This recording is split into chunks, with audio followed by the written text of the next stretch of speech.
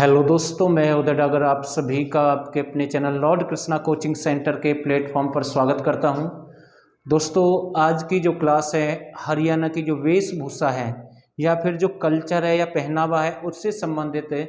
इस वीडियो में सारे क्वेश्चन हम कंप्लीट करेंगे, लेकिन कहीं ना कहीं मैं कह सकता हूं कि ये जो आपका टॉपिक है ज़रूरी है, लेकिन क्वेश्चन इतने ही अच्छे लेवल के पूछे जाते हैं या फिर टफ लेवल के क्वेश्चन यहाँ से बनते हैं, क्योंकि आप कितनी ही बार तैयारी कर लें इस टॉपिक की, लेकिन फिर भी आपको इसमें बहुत सारी दिक्कत आती है क्योंकि हाई लेवल के क्वेश्चन बनते हैं यहाँ से।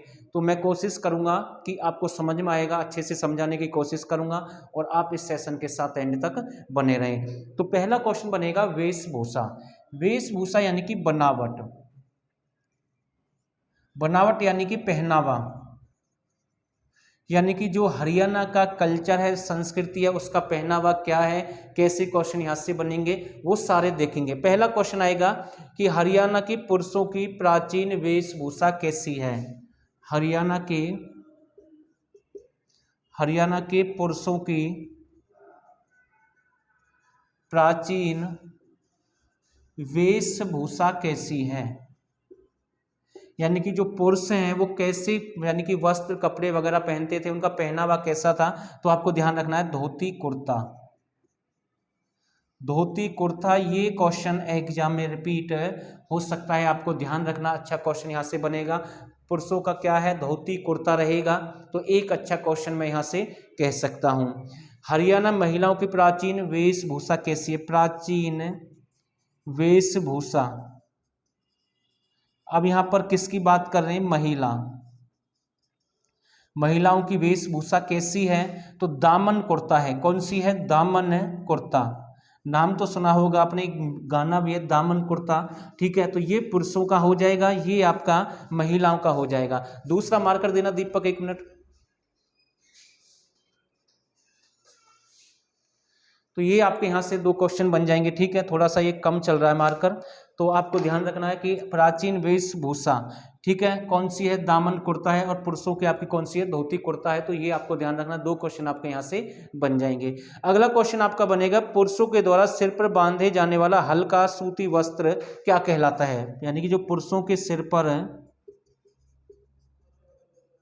पर बांधने वाला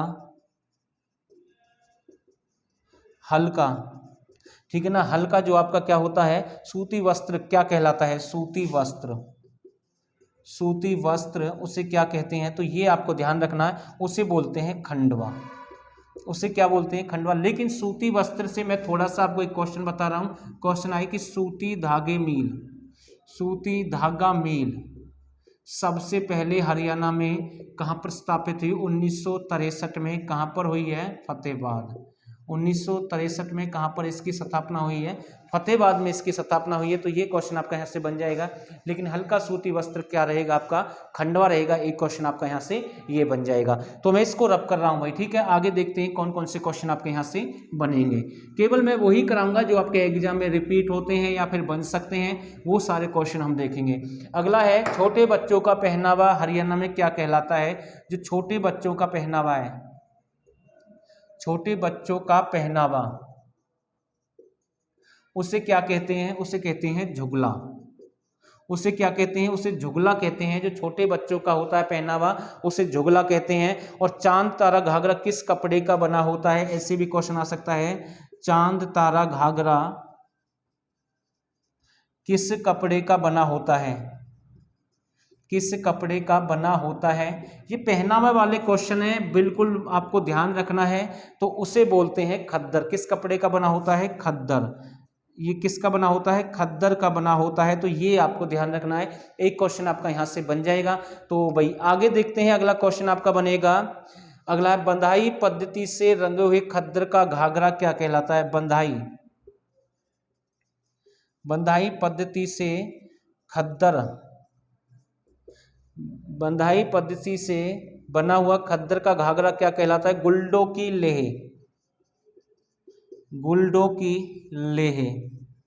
तो ये क्वेश्चन भी आपका यहाँ से बन जाएगा। जो बंधाई पद्धति से तैयार किया गया है वो आपका क्या रहेगा, गुल्डो की लेह उसे कहते हैं। तो ये आपको ध्यान रखना भाई, ठीक है। अगला क्वेश्चन, हरियाणा में शॉल बनाने की कला।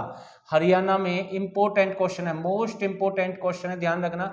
हरियाणा में शॉल बनाने की कला, शॉल बनाने की कला उसे क्या कहते हैं? ये बहुत ही अच्छा क्वेश्चन है और एग्जाम में बार बार रिपीट होने वाला क्वेश्चन है। हरियाणा में शॉल बनाने की कला है, उसे क्या कहते हैं? फुलकारी कहते हैं। क्या कहते हैं?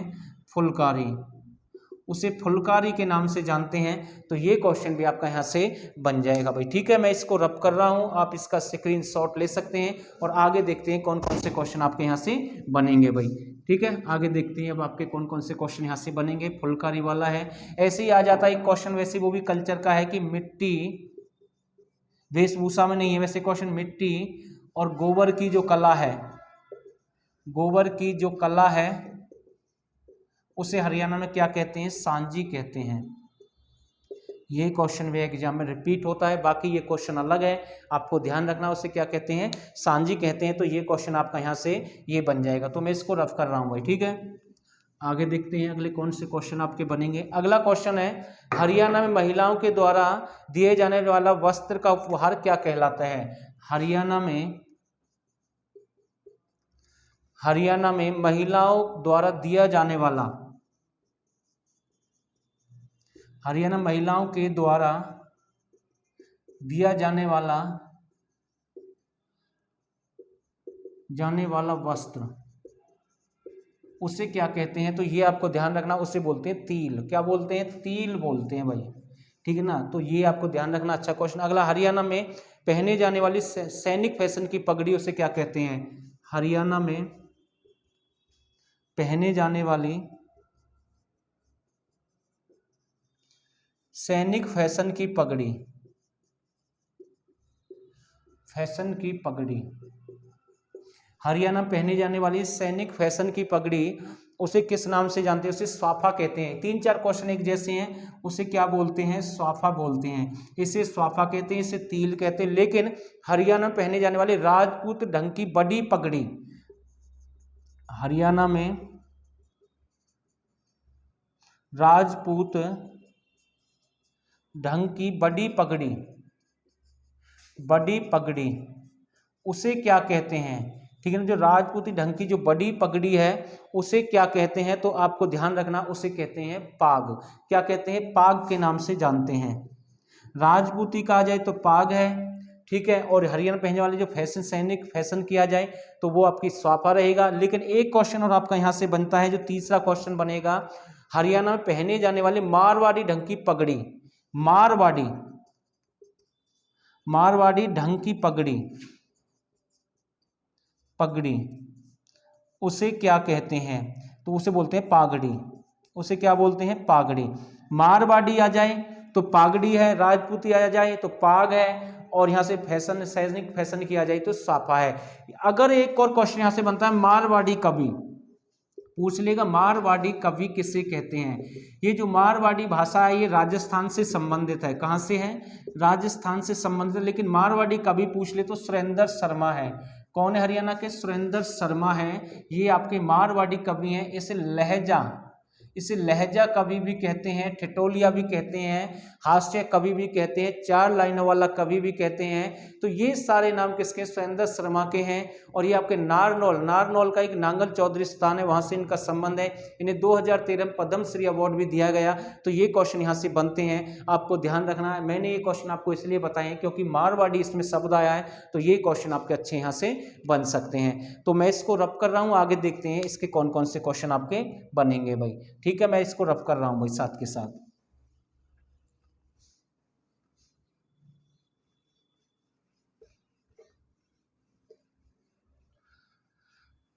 अगला क्वेश्चन बनेगा आपका यहां से, हरियाणा में नीले कपड़े पर पीले पाट की कढ़ाई घाघरा क्या कहलाता है? नीले कपड़े पर